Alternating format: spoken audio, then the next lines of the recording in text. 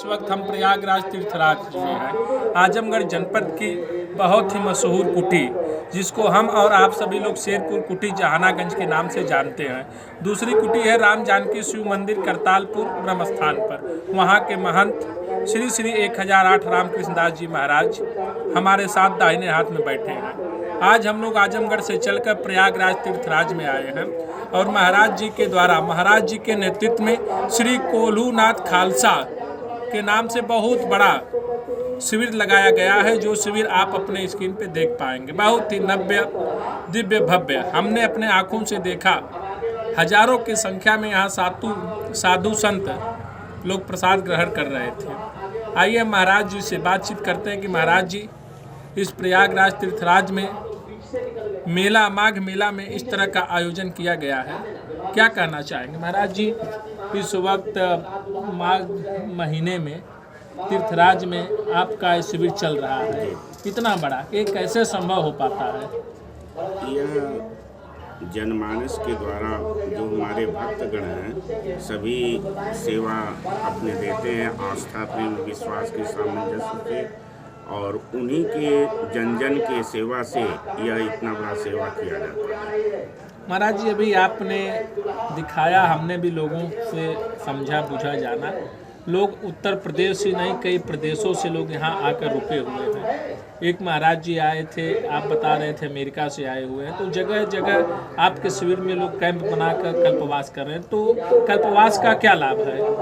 कल्पवास का एक महीना पूर्णिमा से पूर्णिमा तक किया जाता है। श्री गोस्वामी तुलसीदास जी महाराज ने भी श्री रामचरितमानस में लिखा है कि माघ मकर गत रवि जब होई, तीरथ पति आवहि सब कोई, देव दनुज किन्नर नर श्रेणी, सादर मज्जहि सकल त्रिवेणी, पूजिय माधव पद जल जाता, परस अखय बट हर्षहि गाता, हरस द्वाज आश्रम अति पावन, परम रम मुनिवर मन भावन, तहाँ होई मुनि ऋषय समाजा, जाहि जे मज्जन तीरथ राजा। यही प्रकार भरि माघ नहाई, पुनि सब निज निज आश्रम जाहि, प्रति संवत अति होई आनंदा, मकर मज्ज गौ नहीं मुनि वृंदा।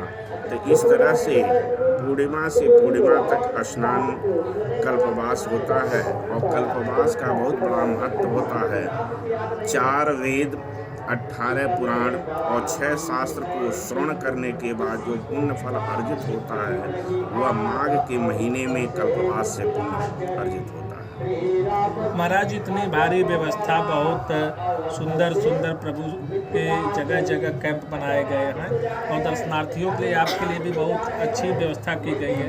तो क्या इसमें सरकार की भी व्यवस्था होती है कि अपने ही पास से किया जाता है? जी, सरकार की भी व्यवस्थाएं होती हैं। थोड़ी जो सुविधाएं सरकार से अधिकारियों के द्वारा, प्रशासन, शासन के द्वारा कराई जाती हैं, उसे शासन के द्वारा भी सुविधा प्राप्त होती है और स्वयं का भी लगाया जाता है। तो इस तरह दोनों का सामंजस्य मिल करके यह इतनी बड़ी व्यवस्थाएं सरकार की और अपनी स्वयं की चलती है। हमने देखा कि हजारों लोग इस आपके शिविर में प्रसाद पा रहे थे, भोजन कर रहे थे, बाकायदे चावल, दाल, रोटी, सब्जी, पूड़ी सब्जी के साथ। तो ये कहाँ के लोग आके बनाते हैं, कैसे संभव हो पाता है? यह भंडारी अपने किया जाता है, और स्वयं के वो जो पूर्णिमा से पूर्णिमा तक आते हैं। जब हम स्वयं आते हैं अपने सर सामान के साथ, उनके साथ ये भंडारी भी लेकर के आते हैं, और भंडारी जो पूर्णिमा और त्रिजटा स्नान करके जाते हैं,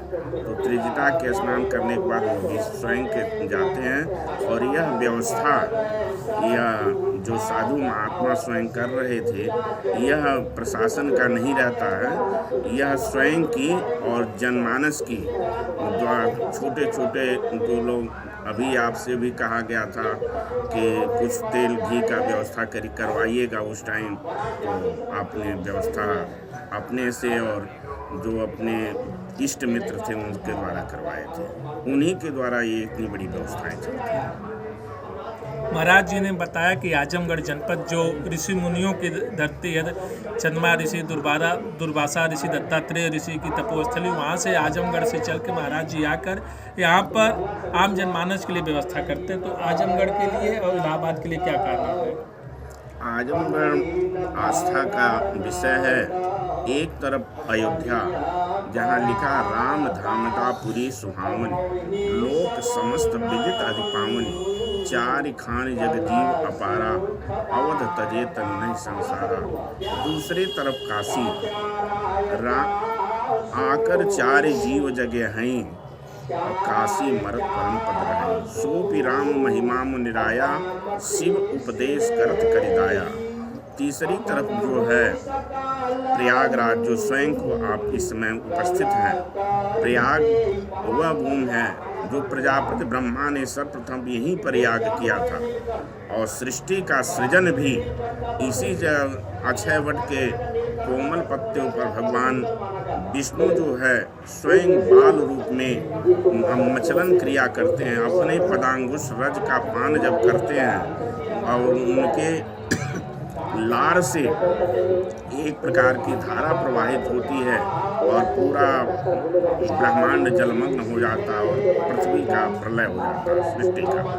दूसरी तरफ सृष्टि का जब सृजन करना होता है तो उसी अक्षय वट के कोमल पत्ते पर भगवान मचलन क्रिया करते हैं, और मचलन क्रिया खिलखिलाहट से उनके नाभि से कमल की उत्पत्ति होती है, और कमल की उत्पत्ति में ब्रह्मा की उत्पत्ति होती है, और ब्रह्मा को यह आदेश दिया जाता है कि आप सृष्टि का सृजन करिए।